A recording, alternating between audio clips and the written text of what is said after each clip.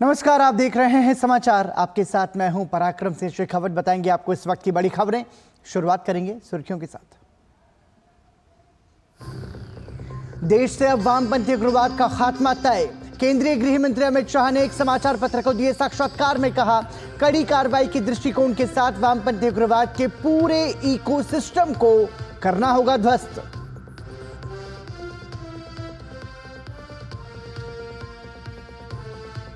राष्ट्रपति द्रौपदी मुर्मू आज जिला न्यायपालिका के राष्ट्रीय सम्मेलन के समापन सत्र को करेंगी संबोधित।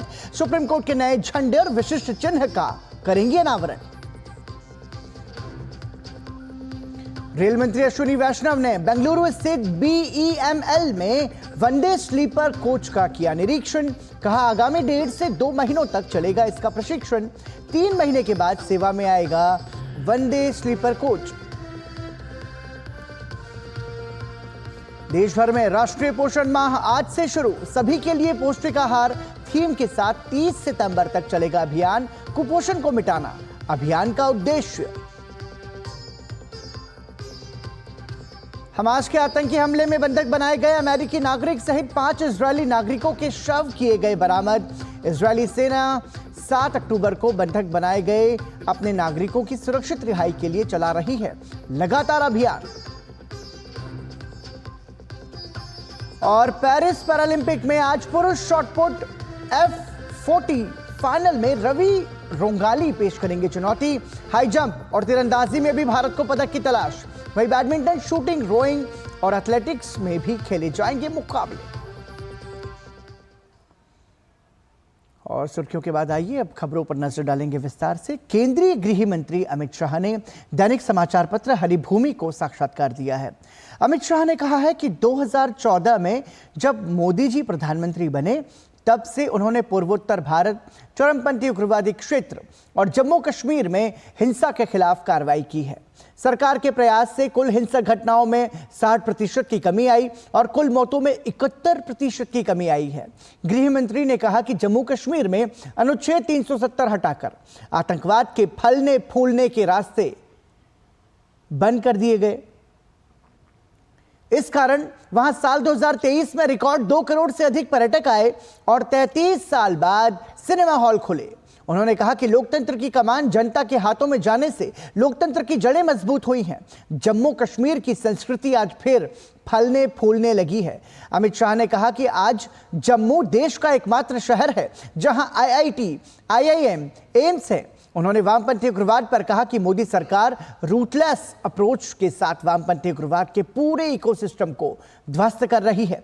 मार्च 2026 तक पूरी तरह नक्सलवाद से मुक्त होगा भारत। केंद्रीय गृह मंत्री ने साक्षात्कार में कहा कि आज केंद्रीय बल न केवल माओवादियों से लड़ रहे हैं बल्कि विकास की गतिविधियों की निगरानी भी कर रहे हैं।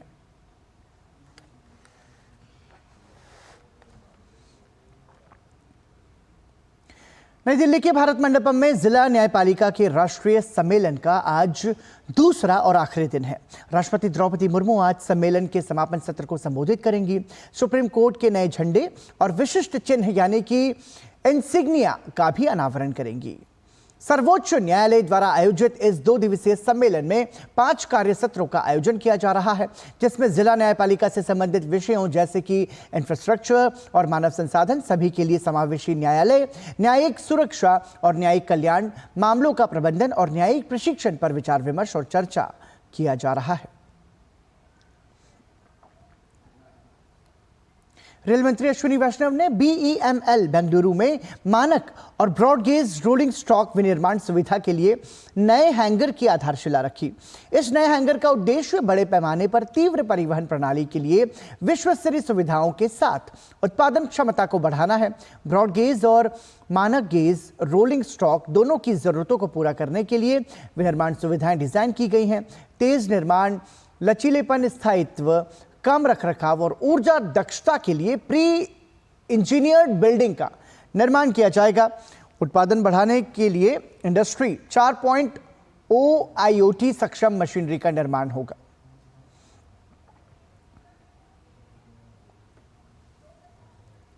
रेल मंत्री अश्विनी वैष्णव ने BEML में वंदे भारत स्लीपर ट्रेन का निरीक्षण किया। रेल मंत्री ने कहा कि वंदे भारत स्लीपर ट्रेन के लिए हमने बहुत मेहनत की है। भारत चेयर कार के बाद में वंदे स्लीपर के लिए हम सब के सब मेहनत कर रहे थे, डिजाइन कर रहे थे, काम कर रहे थे, मैन्युफैक्चरिंग कर रहे थे। वो मैन्युफैक्चरिंग कंप्लीट हुई है और आज वंदे स्लीपर टेस्टिंग के लिए, ट्रायल्स के लिए बेंगलोर की BEML की फैक्ट्री से कुछ ही दिनों में निकलेंगे। जनता दल यूनाइटेड ने राजीव रंजन प्रसाद को राष्ट्रीय प्रवक्ता बनाया है। जनता दल यू के अध्यक्ष और बिहार के मुख्यमंत्री नीतीश कुमार ने यह नियुक्ति की है। केसी त्यागी ने निजी कारणों से पार्टी के प्रवक्ता पद से इस्तीफा दे दिया है। तो आपको बता दें कि राजीव रंजन प्रसाद जदयू के राष्ट्रीय प्रवक्ता नियुक्त किए गए हैं और अब ये देखना होगा कि जनता दल यूनाइटेड की सियासत को कितने प्रभावी तरीके से वो आगे रखेंगे। बहरहाल बढ़ेंगे अगली खबर की ओर। दिल्ली के मुख्यमंत्री अरविंद केजरीवाल के खिलाफ भाजपा सांसद बांसुरी स्वराज ने मालवीय नगर में जनाक्रोश रैली निकाली। इस रैली में भारतीय जनता पार्टी के अन्य नेता और कार्यकर्ता भी शामिल हुए। प्रदर्शन के दौरान मीडिया से बातचीत में बांसुरी स्वराज ने केजरीवाल की सरकार पर जमकर हमला बोला। उन्होंने केजरीवाल की सरकार पर जनता की समस्याओं के समाधान की जगह भ्रष्टाचार में लिप्त रहने का आरोप लगाया।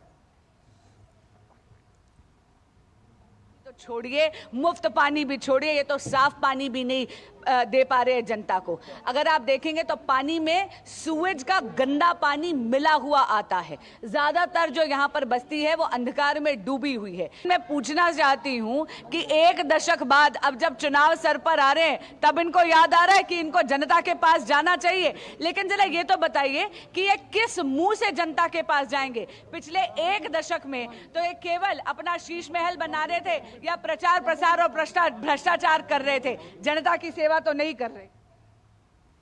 पश्चिम बंगाल में महिलाओं के उत्पीड़न का दौर जारी है। भाजपा के IT सेल प्रमुख अमित मालवीय ने ममता सरकार पर हमला करते हुए शनिवार रात को कूच बिहार जिले के हल्दीबाड़ी ब्लॉक के बक्सीगंज इलाके में हुई घटना का जिक्र करते हुए बताया कि इलाके में एक और TMC पंचायत सदस्य लियाकत सरकार ने नाबालिग लड़की से छेड़छाड़ की।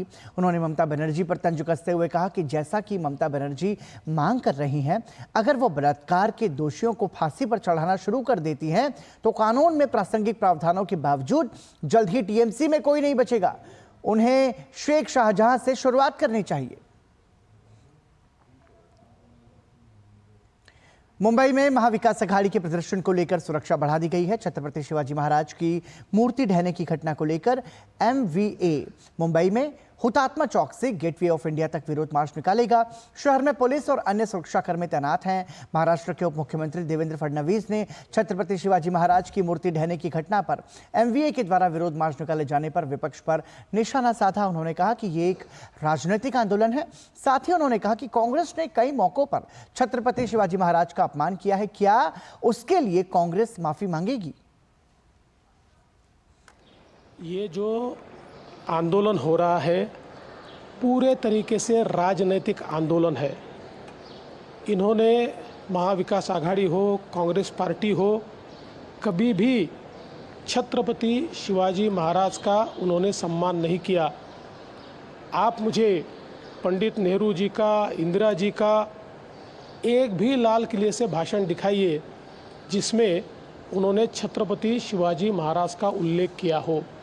इतना ही नहीं, नेहरू जी ने तो अपने डिस्कवरी ऑफ इंडिया में छत्रपति शिवाजी महाराज का पूरा अपमान किया। क्या उसकी माफ़ी कांग्रेस पार्टी और महाविकास आघाड़ी मांगेगी? मध्य प्रदेश में कमलनाथ जी ने मुख्यमंत्री के तौर पर कांग्रेस ने छत्रपति शिवाजी महाराज का पुतला बुलडोजर से हटाया, तोड़ दिया। क्या उसकी माफ़ी कांग्रेस मांगेगी? कर्नाटक में वहाँ के उस समय के उनके कार्याध्यक्ष ने छत्रपति शिवाजी महाराज का पुतला ये तोड़ दिया।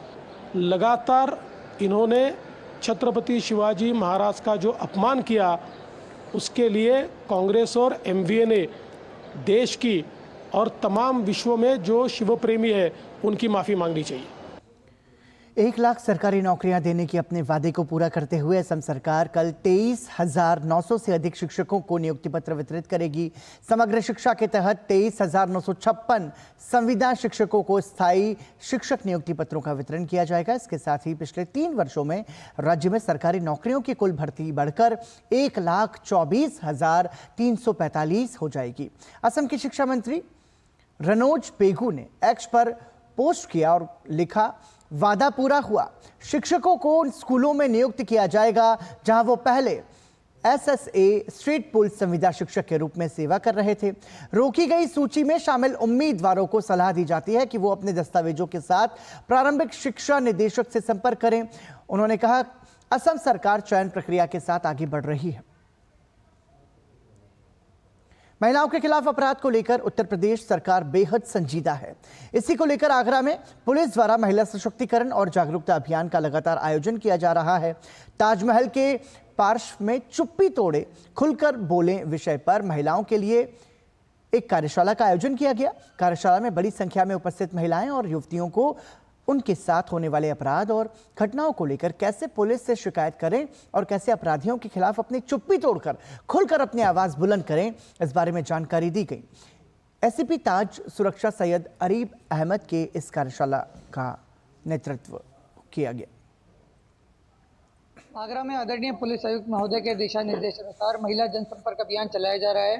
इसमें महिलाओं के साथ पुलिस इंटरैक्ट कर रही है, उनसे उनके घर पर जाकर और जनसभाओं के माध्यम से मिल रही है, उन्हें पुलिस के द्वारा चलाई जा रही कल्याणकारी योजनाओं के बारे में बता रही है। इसी क्रम में आज ताजमहल के पूर्वी गेट पे दशहरा घाट में ये कार्यक्रम आयोजित किया गया, जिसमें ताजमहल के आसपास काम करने वाली महिलाएं और कई महिला पर्यटक भी शामिल हुई।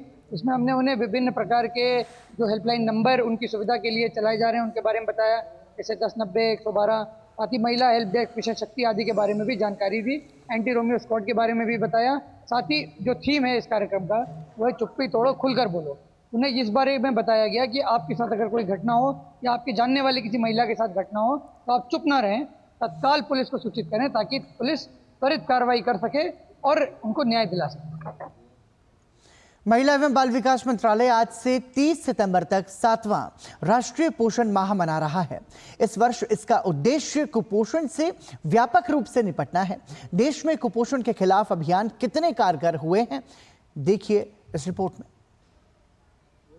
राष्ट्रीय पोषण माह भारत सरकार की प्रमुख पहल है, जिसका उद्देश्य गर्भवती महिलाओं, स्तनपान कराने वाली माताओं, किशोरियों और 6 वर्ष से कम उम्र के बच्चों के लिए पोषण के महत्व को समझाना है। हर साल राष्ट्रीय पोषण सप्ताह के लिए एक विशेष थीम निर्धारित की जाती है, जो पूरे सप्ताह के दौरान होने वाली गतिविधियों और कार्यक्रमों की दिशा निर्धारित करती है। 2024 में राष्ट्रीय पोषण माह की थीम है, सभी के लिए पौष्टिक आहार।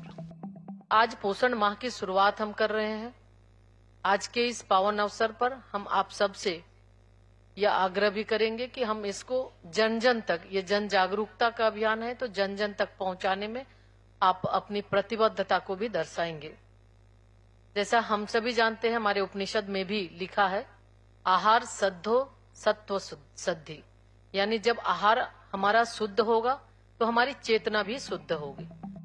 महिला एवं बाल विकास मंत्रालय पूरे सितंबर 2024 को 7वां राष्ट्रीय पोषण माह मना रहा है। पोषण माह में मानव जीवन के महत्वपूर्ण चरणों गर्भावस्था, शिशुअवस्था, बचपन और किशोरावस्था के बारे में व्यापक जागरूकता पैदा की जाती है। अभियान को देश के सभी हिस्सों और समुदायों तक पहुंचाने के लिए पूरे माह तक विशेष अभियान चलाया जाता है, जिसमें सक्षम आंगनबाड़ी बनाने का लक्ष्य भी शामिल है। जो हमारा मुख्य रूप से जो आयाम है इस पोषण माह का, एनीमिया पर जागरूकता, ग्रोथ मॉनिटरिंग, पोषण भी पढ़ाई भी, सही पूरक आहार, टेक्नोलॉजी आधारित पोषण, तो इसको हम कैसे नीचे स्तर तक आंगनवाड़ी केंद्रों के माध्यम से इस पोषण अभियान को जन जन पहुंचाने का हमें संकल्प हमने उठाया है। आंकड़ों की बात करें तो महिला एवं बाल विकास मंत्रालय ने कुपोषण के खिलाफ लड़ाई के लिए कई योजनाएं चलाई है। इन योजनाओं में मिशन पोषण 2.0, एकीकृत बाल विकास सेवा योजना, प्रधानमंत्री मातृ वंदना योजना, मध्याह्न भोजन योजना, किशोर बालिकाओं के लिए योजना, मां का पूर्ण स्नेह कार्यक्रम और पोषण वाटिकाएं शामिल हैं। इसके अलावा ग्रामीण क्षेत्रों में स्वास्थ्य सेवाओं के विस्तार, आंगनबाड़ी में कुपोषित बच्चों का आंकड़ा तैयार करने, स्वास्थ्य के क्षेत्र में खर्च को बढ़ावा देने और पोषण कार्यक्रमों को जन जन तक पहुंचाने सहित पोषक तत्वों से भरपूर खाद्य पदार्थों के उपयोग पर खास जोर दिया गया है। धीरज कुमार के साथ कुमार आलोक की report, DD news. NITI Aayog ने पूरे देश में केवल 2 जिलों को जीवन के प्रथम 1000 दिवस परियोजना में पायलट प्रोजेक्ट के तौर पर चुना है, जिसमें उत्तर प्रदेश का फतेहपुर भी शामिल है। परियोजना के तहत स्वास्थ्य, पोषण, बच्चों की संवेदनशील परवरिश को लेकर कार्यक्रम क्रियान्वित है। परियोजना पर आधारित मीडियम टच आंगनबाड़ी केंद्रों के लिए आशा ANM आंगनबाड़ी कार्यकर्ताओं को विशेषज्ञों द्वारा दूसरे चरण का प्रशिक्षण दिया गया, जिसमें गर्भावस्था से लेकर 2 वर्ष तक बच्चे की संवेदनशील परवरिश, माता पिता के व्यवहार, मस्तिष्क विकास को लेकर तकनीकी जानकारी दी गई। आयोग के मार्गदर्शन में वैन लीर फाउंडेशन और विक्रमशिला एजुकेशन रिसोर्स सोसाइटी के संयुक्त प्रयास से पिछले 2 वर्षों से इस परियोजना का क्रियान्वयन भारत के केवल 2 जिलों, जिसमें उत्तर प्रदेश का फतेहपुर जिला और कोरापुट जो कि उड़ीसा का एक जिला है, इन दोनों जिलों में इस परियोजना को क्रियान्वित किया जा रहा है। इस परियोजना के अंतर्गत गर्भावस्था से लेकर के बच्चे के 2 वर्ष तक के जीवन काल तक उस बच्चे के लिए सकारात्मक मानसिक, शारीरिक एवं बौद्धिक विकास के साथ साथ में भावनात्मक विकास के ऊपर जोर देते हुए इस पूरी परियोजना को तैयार किया गया है। 3 दिवसीय प्रशिक्षण में गर्भवती महिला से लेकर 2 साल तक के बच्चों के बारे में बताया गया। इसमें संवेदनशील परवरिश के बारे में बताया गया है और बच्चों के बारे में ये बताया गया है कि बच्चा इसको छू के देखेगा। ये हमें कॉर्नर के रूप में दिया गया है कि हमें कॉर्नर बना रहा है, संवेदी कॉर्नर बना रहा है, जिसमें बच्चा छू के ये महसूस कर सकेगा कि ये इसमें सख्त कौन सा है और मुलायम कौन सा है। इसके बारे में जानकारी दी गई है और इसमें गर्भवती महिला से लेकर 2 साल तक के बच्चों को ये बताया गया है कि गर्भवती महिला के पेट में जब बच्चा आता है तब से लेकर 2 साल तक के बच्चे में 80 से 85% उनका मानसिक विकास हो चुका होता है, जिसके लिए हमें 2 वर्ष में ही बच्चों को सारी जानकारी दे देनी चाहिए कि उसका शारीरिक, मानसिक और भावनात्मक विकास के बारे में बता देंगे माता पिता को और घर के सारे सदस्यों के, जिससे कि वो बच्चे के विकास में सहयोग करेंगे। इसमें हम लोगों को ये प्रशिक्षण दिया गया है कि उसके जो 1000 दिवस होते हैं उसमें ये होता है कि जब घर के लोगों का सकारात्मक प्रभाव होता है, जैसे अच्छे से व्यवहार करना गर्भवती के साथ में, तो जब बच्चा पेट गर्भ में होता है तो उसके साथ जब अच्छा व्यवहार होता है और घर का माहौल अच्छा होता है तो उसके बच्चे का विकास अच्छे से होता है। और अगर घर में जो है लड़ाई झगड़ा या पौष्टिक आहार ना मिलना अच्छे से, तो उसके दिमाग पर नकारात्मक प्रभाव पड़ता है और उसका ब्रेन जो है डेवलपमेंट नहीं हो पाता है। और यहाँ रुक रहे हैं एक ब्रेक के लिए, देखते रहिए डीडी न्यूज़।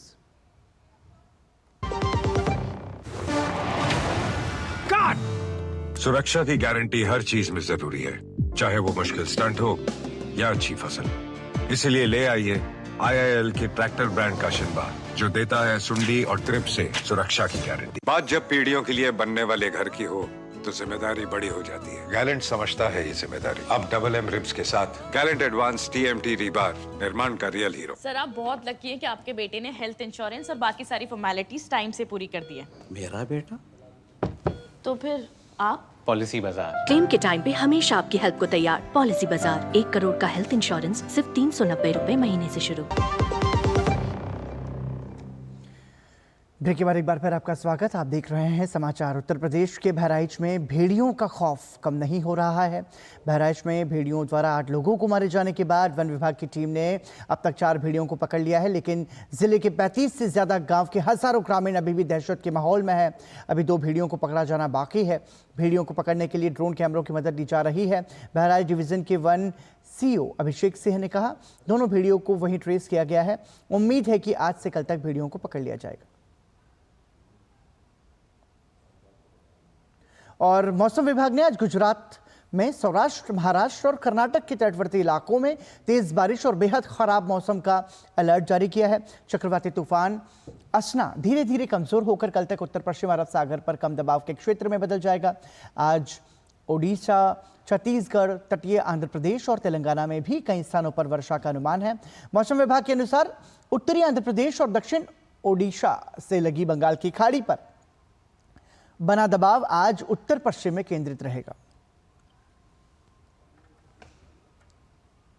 तेलंगाना के कई हिस्सों में तेज बारिश से निचले इलाके में पानी भर गया है और कई गांवों के बीच सड़क संपर्क बाधित हो गया है। सूर्यापेट, मुलुगु, वारंगल, महबूबाबाद और खम्माम जिलों में कई स्थानों पर 29 सेंटीमीटर से अधिक वर्षा हुई।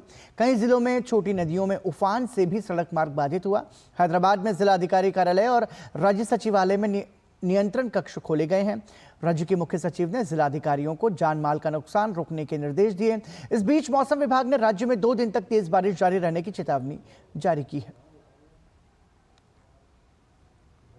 तेलंगाना में लगातार हो रही भारी बारिश के कारण के समुद्रम और महबूबाबाद के बीच रेलवे ट्रैक जलमग्न हो गया है। इस वजह से विजयवाड़ा से वारंगल और दिल्ली से विजयवाड़ा जाने वाली सभी ट्रेनें रोक दी गई हैं, जिससे पूरे शहर में यातायात की स्थिति और खराब हो गई है। इस वजह से आवाजाही पूरी तरह ठप हो गई है। वहीं लगातार बारिश के कारण लोगों का जनजीवन अस्त व्यस्त हो गया है। जम्मू कश्मीर अपनी खूबसूरती के लिए विश्व प्रसिद्ध है। यहाँ के पर्यटन स्थल इस खूबसूरती में 4 चांद लगाते हैं। जम्मू कश्मीर के गुलमर्ग में पर्यटकों के लिए एक नया आकर्षण का केंद्र खुल गया है। उत्तरी कमान के सेना commander lieutenant general MV Suchendra Kumar ने गुलमर्ग आर्मी म्यूजियम गुलेसेम का उद्घाटन किया। यह संग्रहालय कश्मीर घाटी की सुरक्षा और विकास को बढ़ाने की दिशा में भारतीय सेना की भूमिका के साथ साथ कश्मीर के समृद्ध इतिहास और विरासत को उजागर करने की एक महत्वपूर्ण पहल है। जो म्यूज़ियम है आर्मी की हिस्ट्री बताता है। 1947 में जब यहाँ आर्मी कश्मीर में आए, उसके बाद जो है ऑपरेशन हाजी पीर हुआ 1965 का, फिर 71 का भी, और जो ऑपरेशन वगैरह हो रहे हैं कश्मीर में, तो उसमें जो लोग जिन लोगों ने सेक्रीफाइस किया है उनके भी यहाँ डिस्प्ले, करगिल वार का भी इसमें दिखाया गया है। काफ़ी डिटेल हिस्ट्री बताई गई है इसमें। तो जो भी कोई बाहर से आएगा उसको कहीं और जाने की ज़रूरत नहीं, इसमें पूरी इन्फॉर्मेशन है इस म्यूज़ियम में। गुलमर्ग की ऐसी डेस्टिनेशन पर, जो टूरिस्ट डेस्टिनेशन है, उस पर बनाया गया है। गुलमर्ग म्यूज़ियम जो है, इसकी इनाग्रेशन हमारी इंडियन आर्मी ने की है।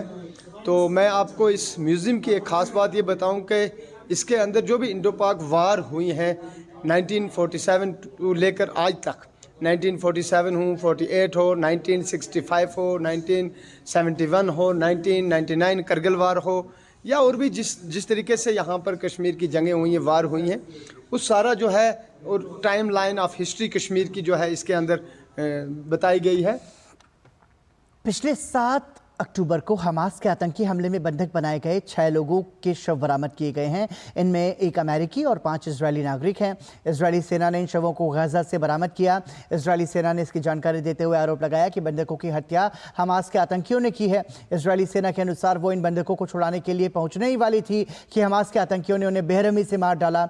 बंधकों के शव रफा इलाके में एक सुरंग में मिले। इजरायल की सेना 7 अक्टूबर को बंधक बनाए गए लोगों की सुरक्षित रिहाई के लिए लगातार अभियान चला रही है।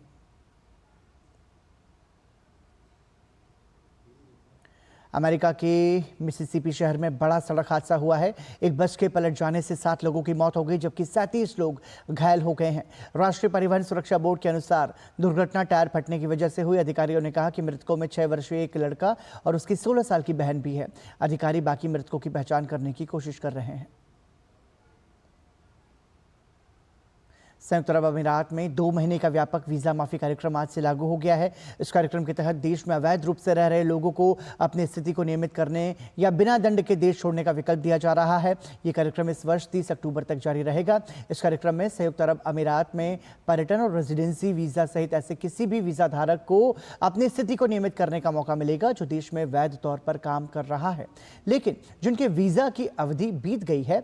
ऐसा न करने वालों को बिना किसी जुर्माने के देश छोड़ने की अनुमति दी जाएगी।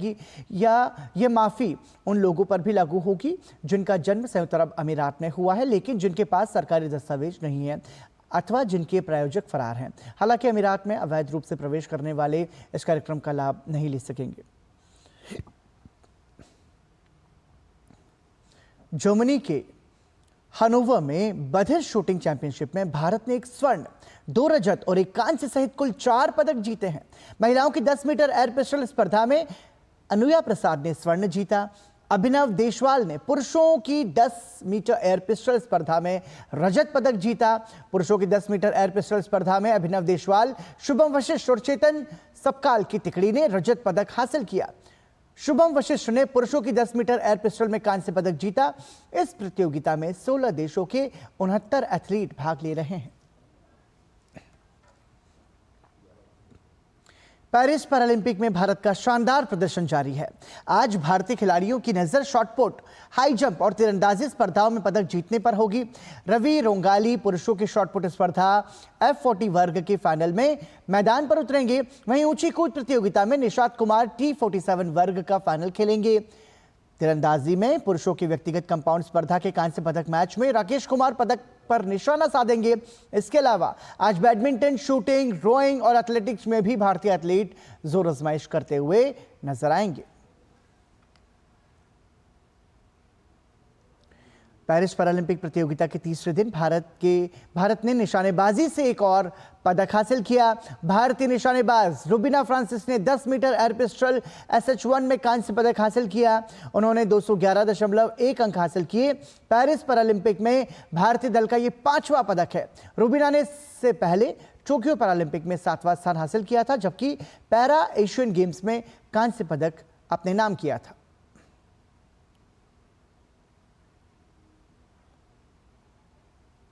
और भारत की प्रीति पाल ने पेरिस में चल रहे पैरालंपिक खेलों में कांस्य पदक जीतकर इतिहास रच दिया है।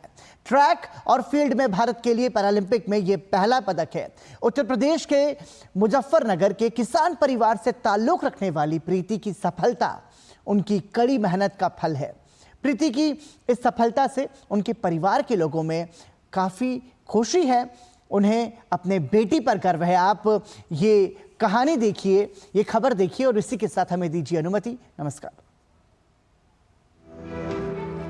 उत्तर प्रदेश के मुजफ्फरनगर की प्रीति पाल ने पेरिस में चल रहे पैरालंपिक खेलों में वो कारनामा कर दिखाया जो आज तक किसी पैरा एथलीट ने देश के लिए नहीं किया था।